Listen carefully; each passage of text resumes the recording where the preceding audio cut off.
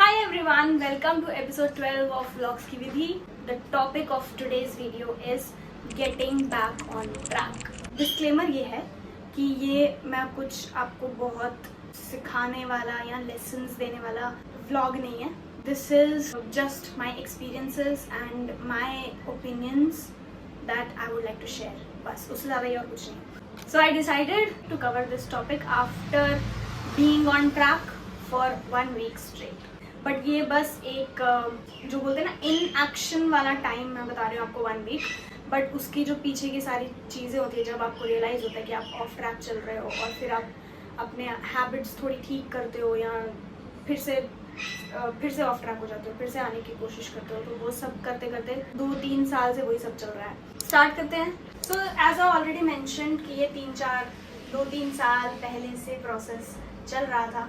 2-3 साल पहले से ही I had a realization that I am going off the track. अलग अलग एस्पेक्ट्स में, जैसे फिजिकल एस्पेक्ट में I realize that I am doing nothing. कोई मूवमेंट नहीं है, कभी भी सो रही हूँ. My sleep schedule is very disturbed.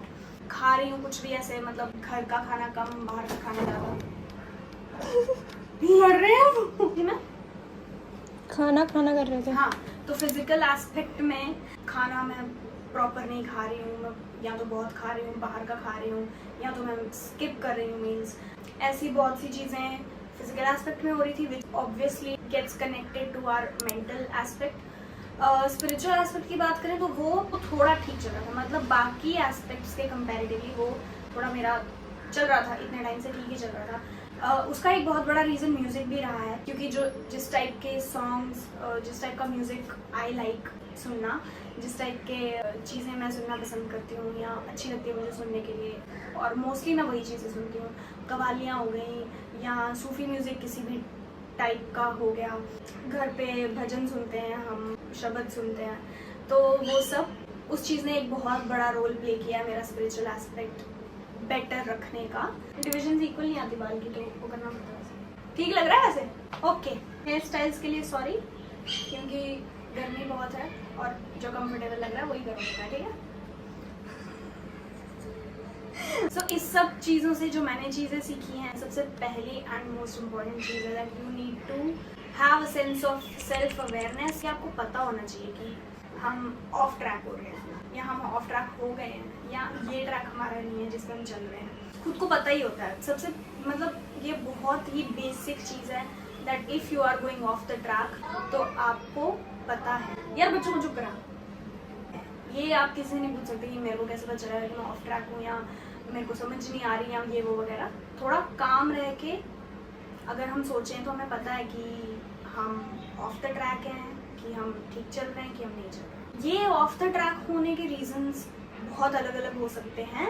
It depends on your circumstances, it depends on your life style, the people who are around you, आपका environment. जो भी छोटी से छोटी चीज़ आप पूरे दिन में, हर एक दिन में करते हो, उस पर डिपेंड है कि क्या रीजंस हैं कि आप शायद ऑफ ट्रैक चले गए हो. हम में से बहुत लोग ऐसे करते हैं that if a phase in our life has come, जिसकी वजह से हमें कोई अपना गोल या कोई अपनी वैल्यू शायद सैक्रिफाइस करनी पड़ रही है, तो हमें लगता है ठीक है अब वो कुछ नहीं है, अब वो कैंसिल, अब वो चीज़ ही कैंसिल, अब ये करिए हमें कुछ और करना है, तो हम उसी ट्रैक पे, मतलब हम अपना ट्रैक ही चेंज कर देते हैं, which I think is a very wrong thing to do. हमें अपना ट्रैक नहीं छोड़ना चाहिए. हाँ, हमें उसको फ्लेक्सिबल इनफ रखना चाहिए कि हम उस पर मोड़ बना सकें, बट हम रहें सेम ट्रैक पे. तो इसके रीजंस जो बहुत ही कॉमन लैंग्वेज में अगर हम बात करें, सभी के लाइफ एक्सपीरियंसेस अलग अलग हैं, सभी अपने हिसाब से ये चीज़ें समझ सकते हैं, बट कॉमन जो हम टर्म्स यूज़ कर सकते हैं इसके लिए, उस लैंग्वेज में मैं आपको थोड़ा बता रही हूँ कि इसके बहुत सारे रीजंस हैं. 3 of the reasons under a huge umbrella of age clock, जिसको हम एज क्लॉक बोलते हैं, उसके अंडर इतनी चीज़ें आती हैं जो रीजंस हो सकते हैं कि हम ऑफ द ट्रैक हो जाते हैं. ठीक है, ये जो एज क्लॉक वाला कॉन्सेप्ट है, मतलब एक स्पेसिफिक नंबर ऑफ एज में हमें एक स्पेसिफिक अचीवमेंट या एक अकम्पलिशमेंट हो जानी चाहिए. हम उस चीज़ को रॉन्ग नहीं बोल सकते, हम इस कॉन्सेप्ट को रॉन्ग नहीं बोल सकते, because it is in a way helping us. It is just for the mapping of our goals कि हम कैसे जाने वाले अपनी लाइफ में आगे. But to be influenced by that इस हद तक कि हम करेज अपना लूज कर जाएं या पेशेंस लूज कर जाएं और ऑफ द ट्रैक हो जाएं, दैट इज रॉन्ग, वो चीज़ रॉन्ग है। फर्स्ट रीज़न इसका है एक्सपेक्टेशन, जो एज ब्लॉक में हमें एक्सपेक्टेशंस आती हैं कि इस एज तक हमें ये करना है, इस एज तक हमें ये करना है। जैसे पढ़ाई भी ले लो, छोटे बच्चे की भी एक एक्सपेक्टेशन होती है, इतने साल का जब वो हो जाएगा तो उसकी स्कूल में एडमिशन हो जानी चाहिए, उससे लेट नहीं होना चाहिए। फिर उसके बाद इफ़ समबडी फेल्स, अगर बच्चे फेल होते हैं तो उनको ये हो जाता है हमारा साल वेस्ट हो गया, हम उस एज में वहाँ नहीं पहुँच पाएंगे जहाँ हमारी एज के बाकी बच्चे हैं। फिर कॉलेज में एडमिशन ना मिले तो होता है कि हमारा साल बर्बाद हो जाएगा, ये हो जाएगा, वो हो जाएगा। फिर ग्रेजुएशन के बाद इस एज में हम आ गए, हमारी अब जॉब लग जानी चाहिए, फिर एक स्पेसिफिक एज पे आके शादी हो जानी चाहिए, फिर एक स्पेसिफिक एज पे आके मतलब सेटल हो जानी चाहिए, जो भी है। तो ये जो एक्सपेक्टेशंस हैं या ये जो एज स्पेसिफिक अचीवमेंट्स हैं, इनको हमें इतना दिल पे नहीं लेना चाहिए। हमें ये समझना चाहिए कि सबकी अपनी अपनी जर्नी, और टाइम भी सबका फिक्स्ड नहीं है कि किसकी कितनी जर्नी है। यहाँ पे ह्यूमन लाइफ किसकी कितनी है वो भी नहीं पता, तो हम कैसे ये प्रॉपर ही डिसाइड कर लेंगे कि हम इस एज पे ये करें ही करें या एक स्पेसिफिक एज पे आके वो होना ही होना चाहिए। It is okay to make a plan keeping that in mind, but वो प्लान काम करे या ना करे उससे हमें इतना अफेक्ट नहीं होना चाहिए। सेकेंड चीज़ जो है वो है पीयर प्रेशर। हर एज में ये एक पीयर प्रेशर होता ही है कि जो आपके अराउंड आपके फ्रेंड्स या आपकी एज के लोग कर रहे हैं वही आप कोशिश करते हो कि आप भी करो, obviously to have a sense of belongingness. But again उसका भी हमें इतना अफेक्ट खुद पे नहीं करना चाहिए कि हम ऑफ द ट्रैक हो जाएं, अपने वैल्यूज़ भूल जाएं, अपने गोल्स या अपने रूल्स जो हैं या जिसमें भी हम अच्छा करना चाहते हैं हम वो भूल जाएं। ठीक है, इसमें एक लास्ट चीज़ जिसके बारे में मैं बात करूँगी वो है लैक ऑफ सेल्फ अवेयरनेस। अगर आपको खुद को ही नहीं पता होगा कि आपकी वैल्यूज़ क्या हैं या आपके गोल्स क्या हैं, आप एक्चुअली आपका ट्रैक क्या है, तो आप कैसे उस पर चलोगे। तो सबसे इम्पॉर्टेंट चीज़ यही है कि आपको खुद को पता होना चाहिए कि आपका ट्रैक क्या है, आपको क्या देख के क्या चीज़ों में, जैसे आप ये भी डिसाइड कर सकते हो या चूज़ कर सकते हो कि कौन से एस्पेक्ट में आपको ध्यान देना ही देना है। अब जैसे मेरे लिए it is my spiritual aspect of life. आप ऐसे चूज़ कर सकते हो कि ठीक है बाकी चीज़ें तो ऊपर नीचे चलती ही रहेंगी, but in this I can not lose my track, है ना। मैं इस बात में ऑफ ट्रैक नहीं हो सकता या इस चीज़ में ऑफ ट्रैक नहीं हो सकता या हो सकती। These are small things. फिर यही चीज़ें जो आप एक ट्रैक उठ के चल रहे हो, फिर ये चीज़ें बाकी चीज़ें अपने आप अलाइन कर लेती हैं। We need to have patience and we need to have faith. That plays a major role for us being on track. Then comes the step, we review our why. Again, this is a subjective matter.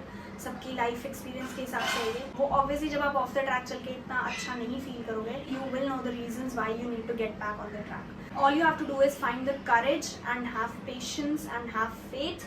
चाहे छोटे छोटे steps, चाहे slow चलें उस track पे, but चलें अपने track पे और हमारी जर्नी हम कंप्लीट करने की कोशिश करें, कुछ भी अधूरा ना छूटे। वी ऑल एग्री कि सब एस्पेक्ट्स उतने अच्छे से नहीं चलते हैं हमेशा, बट जो भी एस्पेक्ट चल रहा है अच्छा उसको ही कंप्लीट मानो, उसके लिए ही ग्रेटफुल रहो। That will give you the patience and courage to keep walking on the track. Then once you have the courage, you decide on the steps that you need to take to keep walking on the track.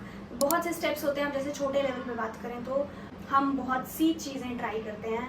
मेरा भी पिछले 2-3 साल से trial and error ही चल रहा था। मैंने बहुत सारे, इतने सारे हैबिट ट्रैकर्स बनाए हैं कि मैं अपनी हैबिट्स अच्छी करूं और वो ठीक से करूं। आई ऑल्सो स्टार्टेड जर्नलिंग, वो मैंने छोड़ दी वैसे। तो जो चीज़ें वर्क की वो मैंने रख ली, जो चीज़ें नहीं वर्क की वो मैंने छोड़ दी। I read different types of books, I watched different types of videos, how to do this, how to do that, how to exit your lazy girl era.